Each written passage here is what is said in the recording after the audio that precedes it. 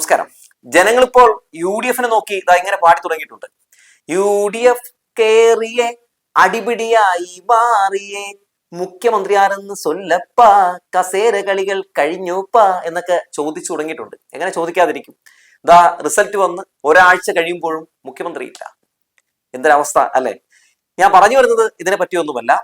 ഇനി UDF സർക്കാർ നേരിടാൻ പോകുന്ന ഏറ്റവും വലിയ പ്രതിസന്ധിയെ പറ്റിയാണ്. KC വേണുഗോപാൽ മുഖ്യമന്ത്രിയായി വരികയാണെങ്കിൽ KC നേരിടാൻ പോകുന്ന വലിയ പ്രതിസന്ധിയെ പറ്റിയാണ്. UDFന്റെ ഏറ്റവും വലിയ ഒരു പ്രതിസന്ധിയായി, അല്ലെങ്കിൽ UDFന് ഏറ്റവും വലിയ വില്ലനായി മാറാൻ പോകുന്നത് VD സതീശനായിരിക്കും. എങ്ങനെയെന്നല്ലേ പറയാം. KC വേണുഗോപാൽ മുഖ്യമന്ത്രി ആവുകയാണെങ്കിൽ ഉമ്മൻചാണ്ടി നേരിട്ടതുപോലുള്ള ഒരു വലിയ പ്രതിസന്ധിയാകും KC വേണുഗോപാലും നേരിടുക. എങ്ങനെയാണ് ഉമ്മൻചാണ്ടിയെ ഒതുക്കിയത്? ഉമ്മൻചാണ്ടിയുടെ ആ ഒരു പാർട്ടിയിൽ തന്നെയുള്ള ആളുകളാണല്ലോ ഈ സോളാർ കേസൊക്കെ കൊണ്ടുവന്ന് ഉമ്മൻചാണ്ടിയെ പെടുത്തിയത്.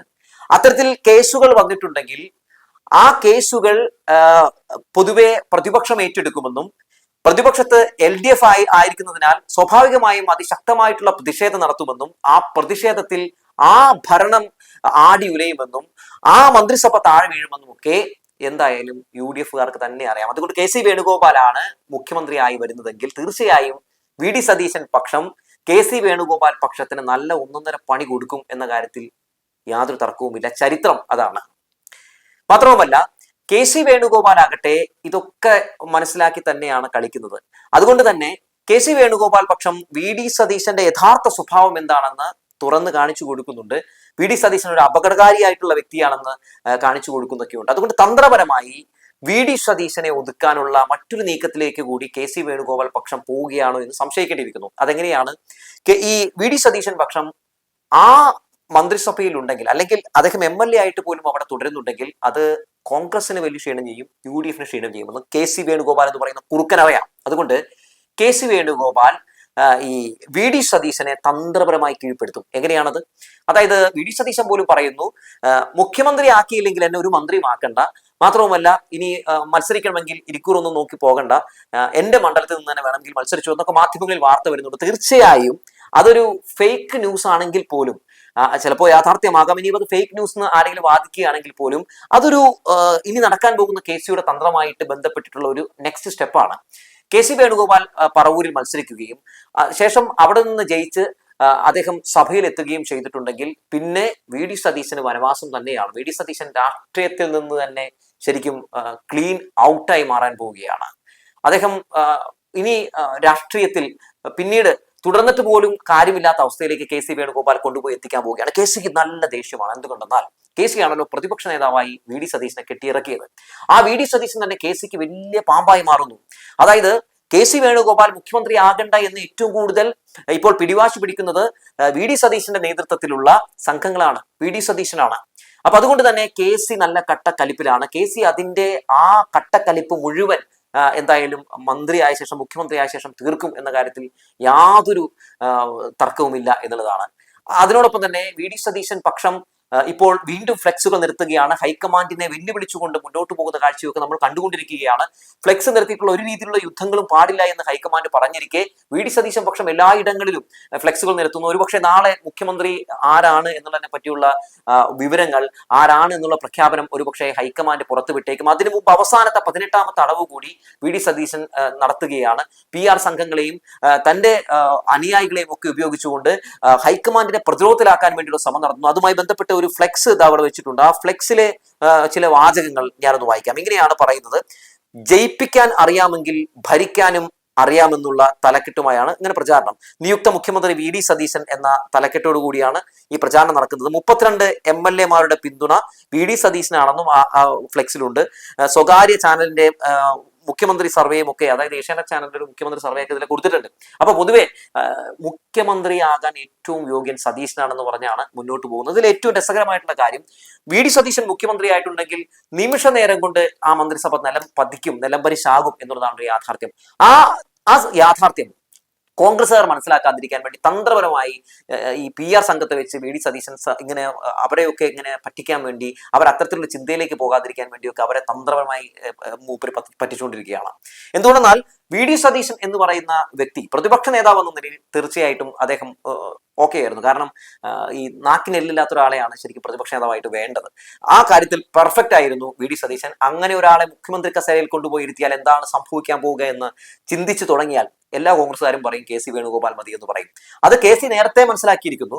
KC അതുകൊണ്ട് തന്നെയാണ് പൊതുവെ ഈ രാജ്യത്തുടനീളം കോൺഗ്രസിന്റെ അവസ്ഥ പരിതാപകരമാണ്, വെന്റിലേറ്ററിലാണ്. അപ്പൊ അതുകൊണ്ട് ഇവിടെയെങ്കിലും കോൺഗ്രസിനെ പിടിച്ചു നിർത്താൻ വേണ്ടിയാണ് ഇത്തരത്തിലുള്ള കളികൾ നടത്താൻ പോകുന്നത്.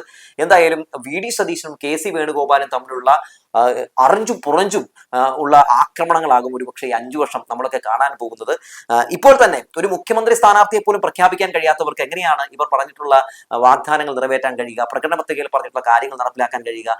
ഈ ചർച്ചകളൊക്കെ കഴിയുമ്പോഴത്തേക്കും 5 വർഷം എന്തായാലും കഴിയും. എന്തായാലും സഖാക്കളൊക്കെ വലിയ സന്തോഷത്തിലാണ്, വേറൊന്നും കൊണ്ടല്ല. പ്രതിപക്ഷം ഒരു ട്രിപ്പിൾ സ്ട്രോങ് തന്നെയായിരിക്കും എന്നുള്ള കാര്യത്തിൽ തർക്കമൊന്നുമില്ല. അവർക്ക് മുമ്പിലേക്ക് നിരവധി ഭരണപക്ഷത്തെ ആക്രമിക്കാനുള്ള ടൂളുകൾ അത് VD സതീശനും പക്ഷവും ഒക്കെ എറിഞ്ഞു കൊടുക്കും.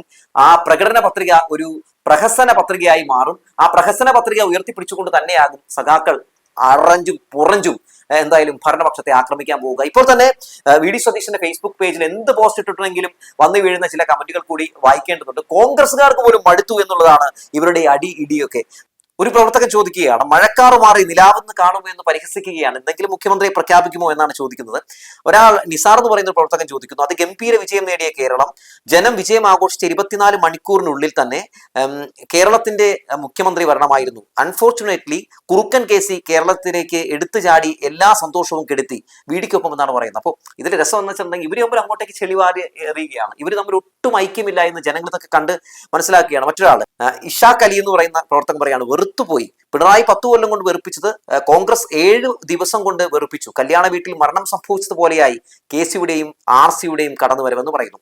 അതുപോലെ തന്നെ മറ്റൊരാൾ പറയുന്നു, ഹക്കീം എന്ന് പറയുന്ന ഒരാൾ പറയണം, മുഖ്യമന്ത്രിയായി സാറ് തന്നെ വരണം, മറിച്ചാണെങ്കിൽ പറവൂർ താങ്കൾ ഒഴിഞ്ഞു കൊടുക്കണം, ഭരണക്കൊതിയുള്ള വേണു വരട്ടെ, ജയിക്കുന്നത് നമുക്ക് കാണാം എന്നാണ് പറയുന്നത്. അങ്ങനെ ഒരുപാട് എല്ലാത്തിലും നമുക്ക് കാണാൻ സാധിക്കുന്നത് കോൺഗ്രസ്സുകാർ തമ്മിലുള്ള അടിയാണ്. ഇവിടെ അതാണ് രസം. ഇവിടെ സത്യത്തിൽ സഖാക്കൾ നിശബ്ദത പാലിക്കുക എന്നുള്ളതാണ്. അത് പാലിക്കുന്നുമുണ്ട്. അവർ ഗാലറിയിൽ ഇരുന്ന് ഇവരുടെ അടിപിടികൾ ഇങ്ങനെ നോക്കി കാണുകയാണ്, എന്തപ്പാ ഈ നടന്നുകൊണ്ടിരിക്കുന്നത്, എന്തൊക്കെയാ കൊച്ചു കേരളത്തിൽ നടക്കുന്നത് എന്ന് തന്നെയാണ് ചോദിക്കുന്നത്. നമ്മുടെ മനോരമ അടക്കമുള്ള മാധ്യമങ്ങളാകട്ടെ ഈ ഇവര് തമ്മിലുള്ള അടിപിടികളിൽ നിന്നൊക്കെ ശ്രദ്ധ തിരിക്കാൻ വേണ്ടി പല കുത്തിത്തിരിപ്പ വാർത്തകളൊക്കെ എടുത്ത് രംഗത്തേക്ക് കൊണ്ടുവരികയാണ്. മുഖ്യമന്ത്രിയോട് അന്ന് താല്പര്യക്കുറവുണ്ടായിരുന്ന ഈ ആള് ദത് പറയുന്നു, ദതിന്റെ അപ്പുറത്തേക്ക് പറയുന്നു എന്നൊക്കെ പറഞ്ഞ് ശ്രദ്ധ മാറ്റാൻ ഒരുപാട് ശ്രമം നടത്തുന്നുണ്ടെങ്കിൽ പോലും ഇതിലേക്കൊന്നും ശ്രദ്ധ പോകുന്നില്ല എന്നുള്ളതാണ്. മാത്രമല്ല ഒരു പക്ഷം ഈ UDF അധികാരത്തിൽ വരണമെന്ന് ആവശ്യപ്പെട്ടിരുന്ന മാധ്യമങ്ങളാകട്ടെ അയ്യോ UDF വേണ്ടേ എന്നൊക്കെ പറഞ്ഞ് കരയുകയാണ്. ഇത് കണ്ടും ജനങ്ങൾ പറയുന്നത് അനുഭവിക്കുക എന്ന് തന്നെയാണ്. എന്തായാലും 5 വർഷം കൊണ്ട് ഈ നമ്മുടെ കേരളത്തെ എല്ലാവരും കൂടി ഏത് രീതിയിലൊക്കെ കൊണ്ടുപോയി എത്തിക്കുമെന്ന് എല്ലാവരും കാത്തിരിക്കുകയാണ് കാണാൻ വേണ്ടി. എന്താണ് സംഭവിക്കാൻ പോവുക എന്നുള്ളതൊക്കെ UDF മുൻകാലങ്ങളിൽ ഭരിച്ചപ്പോഴൊക്കെ ഉണ്ടായിട്ടുള്ള പല സംഭവങ്ങൾ എടുത്ത് പരിശോധിച്ച് നോക്കിയാൽ നമുക്ക് മനസ്സിലാക്കാവുന്നതേ ഉള്ളൂ.